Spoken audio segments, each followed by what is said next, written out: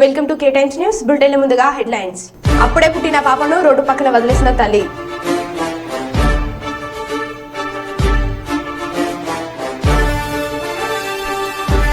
నంద్యాలలో TDP party ఇంటింటి ప్రచారం.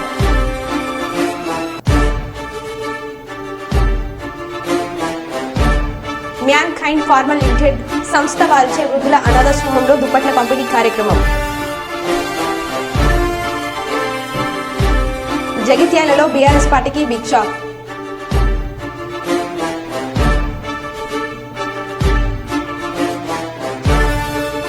ఇక వివరాల్లోకి వెళ్తే జగిత్యాలలో మాజీ సీఎం కేసీఆర్ రోడ్ షోకు ముందే బీఆర్ఎస్ పార్టీకి బిగ్ షాక్. జిల్లా కేంద్రంలోని ఓ ఫంక్షన్ హాల్లో బీఆర్ఎస్ కౌన్సిలర్లు మీడియా సమావేశం నిర్వహించారు. 6 కౌన్సిలర్లు బీఆర్ఎస్ పార్టీకి ప్రాథమిక సభ్యత్వానికి రాజీనామా చేశారు. రాజీనామా చేస్తున్న బీఆర్ఎస్ కౌన్సిలర్లు మీడియాతో మాట్లాడుతూ పార్టీ వీడడం చాలా బాధగా ఉంది, కానీ తప్పని పరిస్థితిలో మేము పార్టీకి రాజీనామా చేస్తున్నామని, మాకు అనేక సందర్భాల్లో అవమానాలు ఎదురైన వాటిని సహించాం, కానీ ఇంతకన్నా ఎక్కువ అవమానాలు భరించే ఓపిక మాకు లేదంటూ కొన్ని సంఘటనలు దృష్టిలో పెట్టుకుని తప్పని పరిస్థితిలో బీఆర్ఎస్ ను వీడుతున్నామని అన్నారు. మేము ఎటువంటి నష్టం చేయలేదు, కానీ మీరు మాత్రం మాకు చేసిన నష్టం మామూలు కాదు. ఇవాళ బీఆర్ఎస్ కుటుంబం అని కేసీఆర్ బీఆర్ఎస్ ప్రాథమిక సభ్యత్వానికి మేము రాజీనామా చేస్తున్నాం సార్. దానికి అనుకూలంగా కొన్ని అనుకూల పరిస్థితుల వల్ల మీరు ఎవరైతే పెట్టిన అభ్యర్థున్నారో వారికి వేయకుండా కొన్ని ప్రయోజనాల దృష్ట్యా మాకు వ్యక్తిగత సంబంధాల దృష్ట్యా మేము ఓటు వేయడం జరిగింది. దానికి అనుగుణంగా మీరు విప్పు జారీ చేయడం జరిగింది. విప్పు జారీ చేస్తున్నారు సార్. మేము సంజయ్ బయట కనిపించినట్టుగా లోపల కొన్ని డిఫరెన్స్ ఉంటాయి. నామినేటెడ్ పోస్టు నా కోసము కవితక్క గారు చెప్పారు, మీకు మనకు ఇక్కడ పంచుకోలేని పరిస్థితి ఉండే అనుకున్నాను, కానీ దానికి అడ్డుపడ్డాడు సంజయ్ అన్న. స్టేట్ నామినేటెడ్ పోస్టు ఆ రోజు కూడా మేము సంజయ్ అన్న మాట నేను కాదనక మీతోనే పనిచేస్తా సార్, మీరు వద్దంటారు కదా నేను ఊరుకుంటా అని చెప్పేసి కూడా నేను అప్పటి నుంచి పార్టీ కోసం మహానిషాలు ఎండాక వానంగా పార్టీ కోసం కష్టపడ్డా. ఆ రోజు మా గురువారు అయినటువంటి ఓరుగంటి రామారావు గారి అడిగిలో ఆయన సమక్షంలో నేను ఆధ్వర్యంలో కేసీఆర్ సమక్షంలో చేరినా. అప్పుడు మేము పార్టీలో పనిచేస్తున్నప్పుడు ఇక్కడ కార్యకర్తలు కూడా లేరు. అటువంటి సమయంలో మేము పార్టీని బలోపేతం చేసి అన్ని చేసిన నాయకులు కూడా ఈరోజు కొన్ని సందర్భాలలో పార్టీలో ఎటువంటి అవకాశాలు రాక ఇంకా నమ్మకంతోనే పార్టీలో కొనసాగుతున్నారు. మాలాంటి వాళ్ళకు మా గురువు ద్వారా నాకు మొదటిసారి లాస్ట్ చివరి రోజు ఉందని నాకు బీఫామ్ ఇచ్చింది. అప్పుడు ఆయన లేకపోతే నేను అప్పుడు పార్టీ కౌన్సిలర్ కూడా కాకపోతుంది. సమావేశాన్ని ప్రెస్ మీట్కి ఇచ్చేసినటువంటి ప్రెస్ మిత్రులందరికీ మరియు నా సహోదరుడు తోటి కౌన్సిలర్లు సింగరామ, సాగర్ అన్న, ప్రవీణ్ రాజీనామా చేయడం చాలా బాధగా ఉంది. వాస్తవానికి బీఆర్ఎస్ పార్టీ అంటే ఒక సొంత ఇంటికంటే ఎక్కువ ప్రేమించిన వ్యక్తిని నేను ఒకని. ఎందుకంటే ఇంట్లోకి పోతాను కానీ మనసులో పట్టకపోతున్నాను, కానీ పాటలో పోతే మనసులో పట్టకపోతున్నాయి. నేను 2008 నుంచి ఉద్యమంలో కీలకంగా ఆ రోజు పట్టణ వడ్డెర సంఘం అధ్యక్షుడుగా 2008 నుంచి నేను ఉద్యమంలో పనిచేసిన వ్యక్తిని. నామకేవాసు ఉద్యమంలో వచ్చి రోడ్డు మీద కూర్చొని వెళ్ళిపోయే వ్యక్తిని కాదు. ఇది మీకు ఎంతవరకు కరెక్ట్ సార్? మీ మీద కదా విప్పు జారీ చేయాలి, ఇంకా వారు మీ మీద కదా విప్పు జారీ చేయాలా? ప్రజలతో తప్పుదో పట్టియడానికి ఇంకా కూడా ఇంకెందుకు? మీకు తెలుసు అధిష్టానం చెప్పింది తెలుసు, మీరే కవితతోటి రేల్కొని పెడుతుందని చెప్పింది తెలుసు, అన్ని మాకు కవితగా చెప్పి పంపించారు. ఇవాళ మేము ఇక్కడ లేదు, కానీ ఉంటే ఖచ్చితంగా కవిత గారిని కలిసిన తర్వాత ఇలాంటి నిర్ణయాలు తీసుకోవాల్సింది. ఫస్ట్ ఆఫ్ ఆల్ కవిత గారు సారీ కూడా చెప్తున్నాను, ఎందుకంటే అధిష్టానం నాకు మాత్రం చాలా గుర్తింపు తెచ్చిందండి. కేటీఆర్ గారు కానీ, కేసీఆర్ గారు కానీ, కవిత గారు కానీ నాకు చాలా గుర్తింపు తెచ్చింది. సంజయ్ మాత్రం చాలా చాలా అంటే చాలా, ఒక రకంగా చెప్పాలంటే సంజయ్ అన్న 40 ఏళ్ల కింద రాజకీయం చేసే వ్యక్తి ఇప్పుడు కాదు.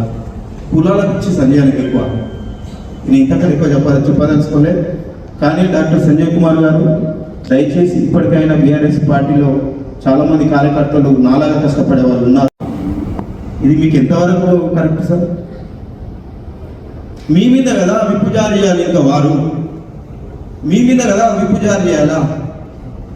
ప్రజలతో తప్పుదో పట్టియడానికి ఇంకా కూడా ఇంకెందుకు మీకు తెలుసు అధిష్టానం చెప్పింది తెలుసు, మీరే కవితతోటి రేల్కొని పెడుతున్నారని చెప్పింది తెలుసు, అన్ని మాకు కవితగా చెప్పి పంపించారు. ఇవాళ ఆమె ఇక్కడ లేరు, కానీ ఉంటే ఖచ్చితంగా కవిత గారిని కలిసిన తర్వాత ఇలాంటి నిర్ణయాలు తీసుకోవాల్సింది.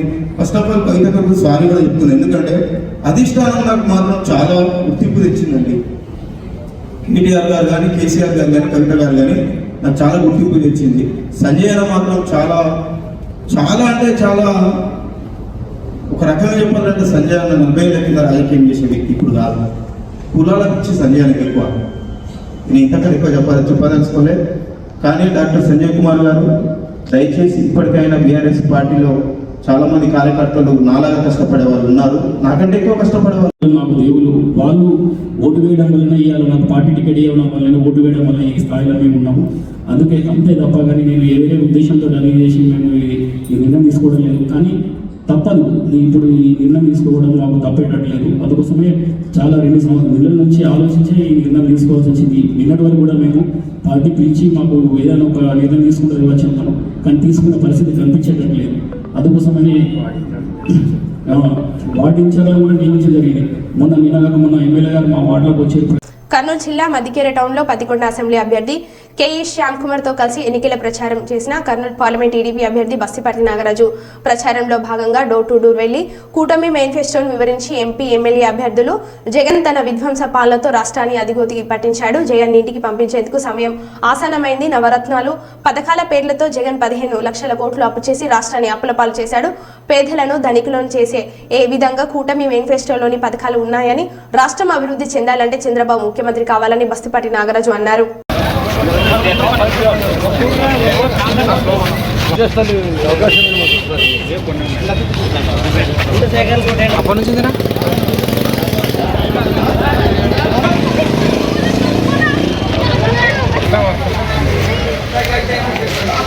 జరగా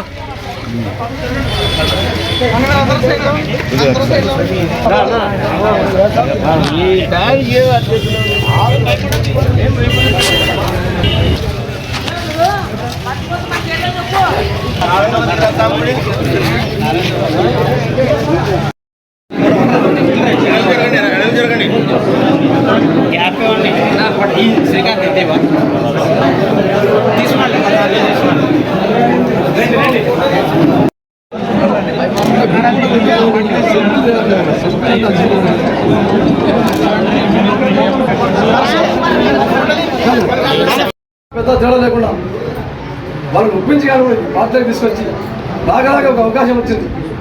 ఈ మధ్యకేరళలో మెజార్టీ రావాలని చెప్పేసి నేను కోరుకుంటున్నాను. ఎందుకంటే ఇక్కడ సామాజిక వర్గం కూడా బలంగా ఉంది, బీసీలు బలంగా ఉన్నారు, కురవలు, యాదవులు, వాల్మీకులు, కుమారులు. ఈ పని విషయాన్ని ఎందుకు నెగ్లెక్ట్ చేస్తాం? ఆ రోజు పల్ల కొట్టాడు నన్ను ఎందుకు కాబట్టి కురవలు అయితేనేమి, యాదవులు అయితేనేమి, వాల్మీకులు అయితేనేమి, మిగతా ఎస్సీ ఎస్టీ బీసీ మైనార్టీ వర్గాలు అయితేనేమి అందరూ ఏకదాని మీదకి వచ్చి మా ఇద్దరు అభ్యర్థిత్వాన్ని బలపరిచి ఈ మధ్యకరణ నుంచే భారీ మెజార్టీ రావాలని చెప్పేసి ఎక్కడ చూసినా కూడా ఏమాత్రం సాగునీరు లేదు. అది చూస్తూ ఉంటే అంతా ఎడారిలాగా ఉందంతా. నేను రావడంలో మొదటిసారి వాస్తవం మధ్య కార్పొ నుంచి ఖచ్చితంగా మాకు ఇచ్చే చట్టసభల్లో మా గలాన్ని వినిపించి ఈ 5 సంవత్సరాల్లో డే 1 నుంచి ఆ చివరి రోజు వరకు ఒక్క రోజు వేస్ట్ చేయకుండా ఏ విధంగా అభివృద్ధి చేయాలనేది మాత్రం కంకణం కట్టుకుని పనిచేస్తానని చెప్పేసి ఈ మధ్యకర గ్రామం నుంచి మీ అందరికీ చట్టసభలో అతిపెద్ద స్థానం ఎప్పుడు ఇవ్వలేదు. కురవలకు 50 లోక్సభ స్థానం అనేది మాకు ఒక కళ. అటువంటి స్థానాన్ని మాకు కల్పించాలి. దయచేసి ఎందుకంటే వేరే పార్టీ అని చెప్పేసి ఆ పార్టీ అని చెప్పేసి వ్యక్తిగత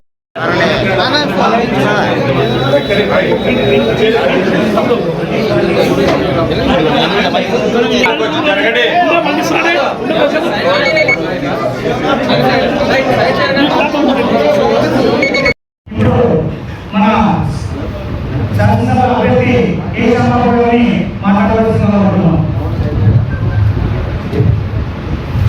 రాత్రి హైదరాబాద్ హైదరాబాద్లో పార్లమెంట్ వరుసలు పోయిన యువత వాళ్ళందరినీ మన స్నానాలు చేస్తున్నారు.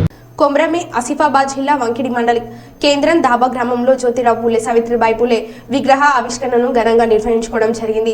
మారుమూల ప్రాంతమైన దాబా గ్రామంలో ఆదివాసులు అధికంగా ఉన్నా కూడా ఆ గ్రామంలోని ప్రతి ఒక్కరూ కుల మత భేదం లేకుండా కలిసికట్టుగా ఉంటూ చందాలుగా డబ్బు జమ చేసుకొని జ్యోతిరావు పూలే సావిత్రిబాయి పూలే విగ్రహ ఆవిష్కరణ చేసుకోవడం జరిగింది.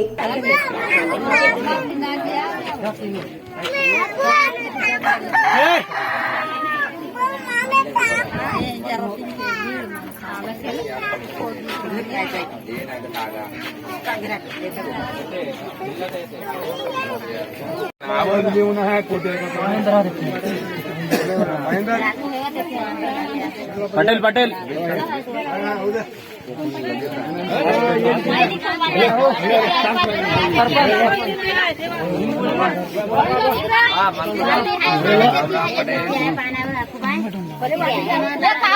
जय ज्योति जय ज्योति महात्मा ज्योतिबा फुले मधु बावलकर साहेब यानं 5 वर्ष वाकडीमध्ये पोस्ट ऑफिस मध्ये काम केलेलं आहे. त्यांचे आम्ही आता समर्पित काम केलेलं आहे, त्यांना धन्यवाद आज आल्यामुळे.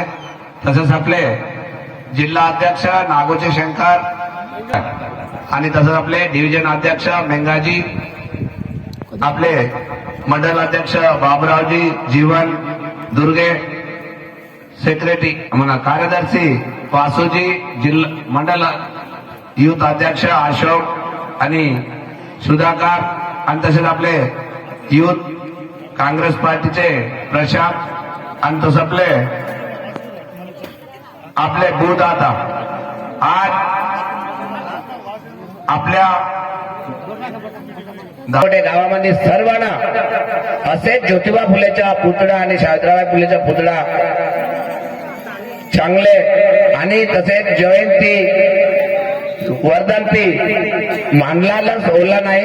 आज तुम्ही इतके जण आहे पण जयंती वर्धंती सावित्रीबाई फुलेची जयंती वर्धंती कंपल्सरी प्रत्येक शाळामध्ये 4 बार येते. मानलो आज झाला मी का उद्या कामाला जातो वावरी जाणारच नाही, त्याच्या पूजा करावा.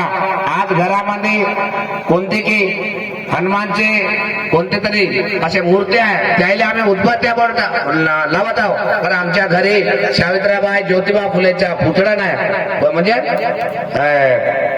फोटो नाही आहे.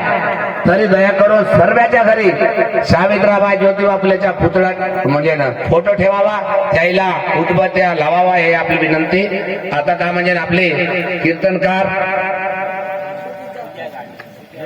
जयश्री राकेश गावत्रे निकोडे आणि हरी भक्त पारण यांच्या थोड्याच वेळामध्ये या कार्यक्रमाला सुरुवात होत आहे. तरी सर्वांना लक्ष देऊन सर्व त्याला सहकार देतील आणि मदत देतील. त्यांचा भाग घेऊन त्यांना ज्योतिबा फुले, आंबेडकर, गौतम बुद्ध आणि अजून आपले कोमराम भीम याच्या समोर तुमच्या समोर यांच्या काही असले तरी आम्ही काही सांगलं तर त्यांच्या गायक आहे, त्यांना चांगल्या पद्धतीनं त्यांना चांगले गाण्यासोबत त्यांना तुम्हाला त्याचं उत्तर देतील.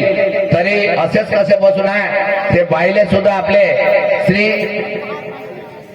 जयश्री यांच्या मनोरंजन करावे आणि तसेच बसून सर्वजणांना या मनोरंजन करून तिला आपले धाब्यावरून तिला स्वागतम सांगून आम्ही धाडावे हे आपली विनंती. मला दिले 2 शब्द मी मागा घेतो. जय ज्योती. एक वेळ सगळ्यांना हात उचलावा. जय ज्योती जय ज्योती जय ज्योती. सावित्रीबाई फुलांचा धन्यवाद. जय ज्योती जय क्रांती. హిందూపురం బహిరంగ సభలో సీఎం జగన్ మాట్లాడుతూ 14 ఏళ్లు ముఖ్యమంత్రిగా చేసిన చంద్రబాబు పేరు చెప్తే ఏ పేదవాడికైనా ఒక మంచి పథకం గుర్తుకొస్తుందని ప్రశ్నించారు. పిండి కొద్ది రొట్టె అనే నానాది నుండి మనకి కానీ పిండి ఎంత ఉన్నా అధికారం చంద్రబాబుదే మాత్రం రొట్టెని తన మనుషులు తినేస్తారని గుర్తుపెట్టుకోండి అని అన్నారు. పిండి కొద్ది రొట్టె అనేది ఒక సామెత, ఒక నానుడు. దాని అర్థం పిండి ఎక్కువ ఉంటే రొట్టెలు ఎక్కువ వేసుకోవచ్చు, పిండి తక్కువ ఉంటే రొట్టెలు తగ్గుతాయి. ఇది మనందరికీ కూడా తెలిసిన సామెత, ఇది మనందరికీ కూడా తెలిసిన నానుడు. కానీ కానీ పిండి ఎంత ఉన్నా కూడా ఆ రొట్టెలు చేసే అధికారం చంద్రబాబుదైతే మాత్రం ఆ పిండి ఆ రొట్టె అన్నీ తాను తన వారు తినేయటమే ఒక స్కీమ్గా పెట్టుకున్నదే చంద్రబాబు పాలన. నేను అడుగుతా ఉన్నా, చంద్రబాబు తన 14 ఏళ్ల పాలనలో పేదల ఖాతాల్లోకి, అంటే మీ బ్యాంక్ అకౌంట్లలోకి, అంటే మీ ఖాతాల్లోకి, అంటే నా అక్క చెల్లెమ్మల కుటుంబాల ఖాతాల్లోకి ₹1 అయినా వేసాడా అని అడుగుతా ఉన్నాడు మీ బిడ్డ. ఇలా 2 చేతులు పైకి ఎత్తాలి, ఇలా ఇలా ఇలా ఇలా ఇలా ఇలా ఇలా ఇలా ఇలా ఇలా మీ బిడ్డ. అదే మీ బిడ్డ ఈ 59 నెలల పాలనలో నా అక్క చెల్లెమ్మల కుటుంబాలకు వారి ఖాతాలకే వారి చేతికే మీ బిడ్డ ఏకంగా 2,70,000 కోట్ల రూపాయలు. మరొకసారి చెప్తా ఉన్నాను, ఏకంగా 2,70,000 కోట్ల రూపాయలు నేరుగా మీ బిడ్డ బటన్ నొక్కుతా ఉన్నాడు.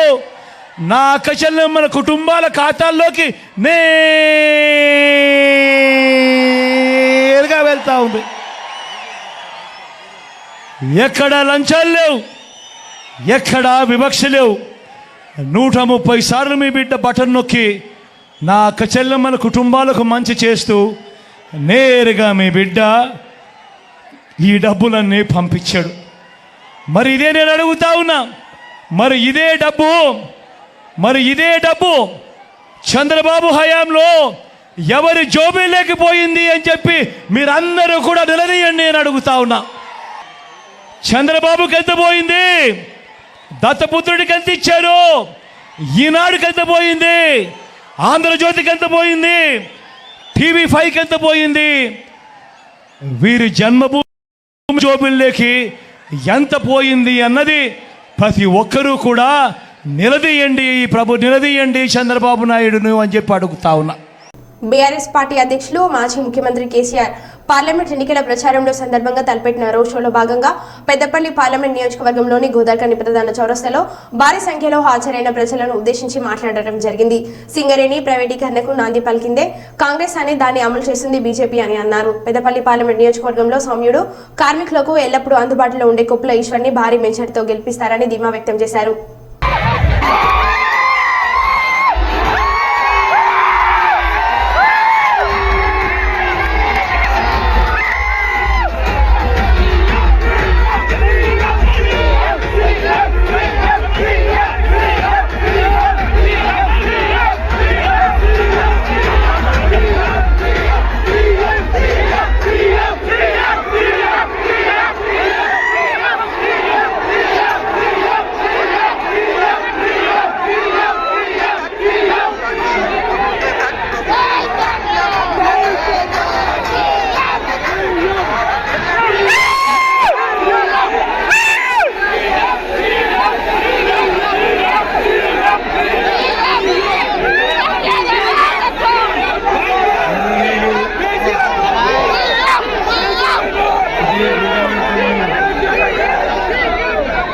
మీ కాలంలో చేతులలో పెరిగి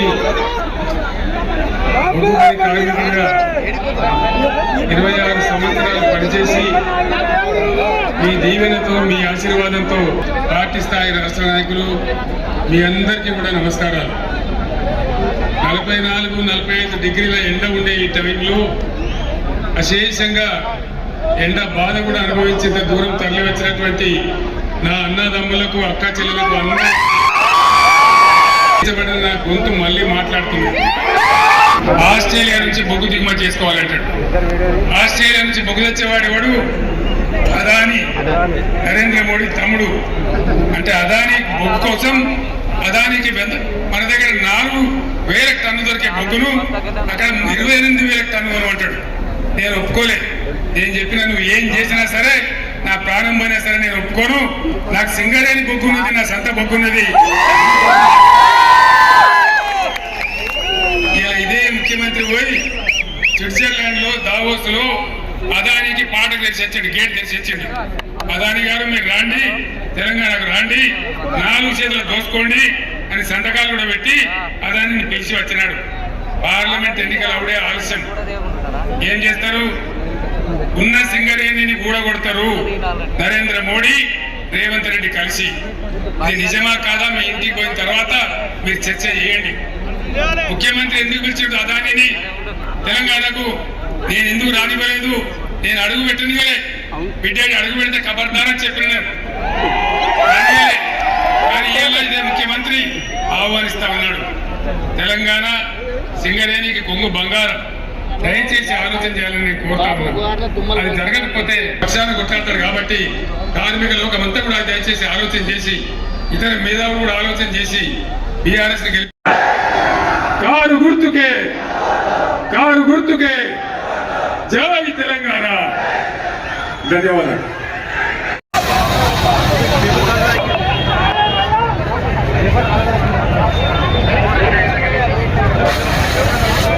నంద్యాల పార్లమెంట్ అభ్యర్థి బైరెడ్డి శబరి, నంద్యాల అసెంబ్లీ అభ్యర్థి ఫరూక్ విజయం కోసం ప్రతి ఒక్క ఆర్యవైశ్యుడు గడప గడపకు వెళ్లి తెలుగుదేశం పార్టీ అభ్యర్థుల విజయాల కోసం ప్రచారం చేస్తున్న తెలుగుదేశం పార్టీ ఆర్యవైశ్య నాయకులు.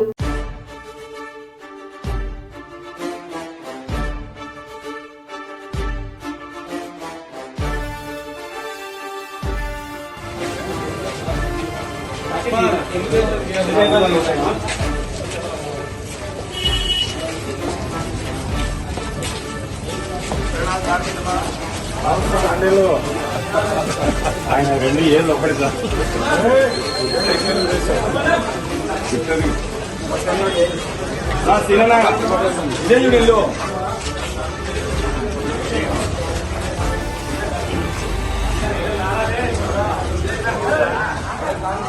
ప్రముఖ ఔషధ సంస్థ మ్యాన్కైండ్ ఫార్మా లిమిటెడ్ తయారీ మరియు విక్రయ సంస్థ వారు ఈ రోజు జగిత్యాల జిల్లా దరూర్లో గల శ్రీ గాయత్రి విశ్వకర్మ వృద్ధుల అనాథాశ్రమంలో సుమారు 20 మంది వృద్ధులకు దుప్పట్లు, పండ్లు పంపిణీ చేశారు. ఇటీ కార్యక్రమానికి జిల్లా కేంద్రానికి చెందిన ప్రముఖ వైద్యులు డాక్టర్ ఆకుతోట శ్రీనివాస్ రెడ్డి, శ్రీ గాయత్రి విశ్వకర్మ వృద్ధుల అనాథాశ్రమం ప్రముఖులు తదితరులు ఇచ్చేశారు.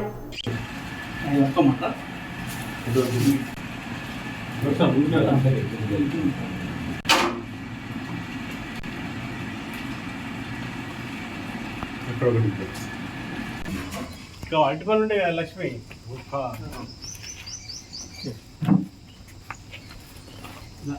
ప్లేట్ ఇవ్వండి లక్ష్మి. అటుపల్లి కావాలి.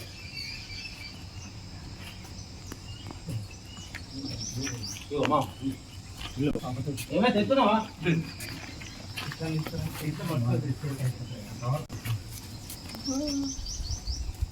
వాట్సాప్ పాప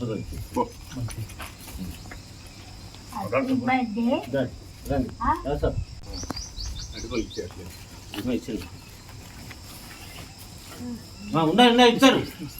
రామా మీద లేదా?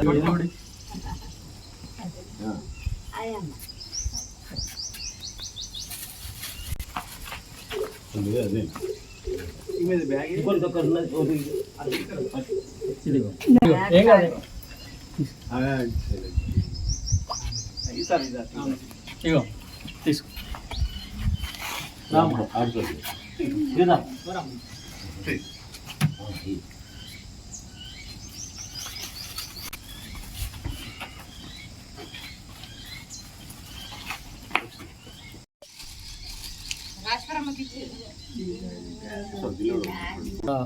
పన్నెండు సంవత్సరాలుగా సమాజంలో మరి నిర్లక్ష్యానికి గురైనటువంటి వృద్ధులకు ఆశ్రయం కల్పిస్తున్నటువంటి సంస్థ శ్రీ విశ్వకర్మ గాయత్రి అనాథాశ్రమం.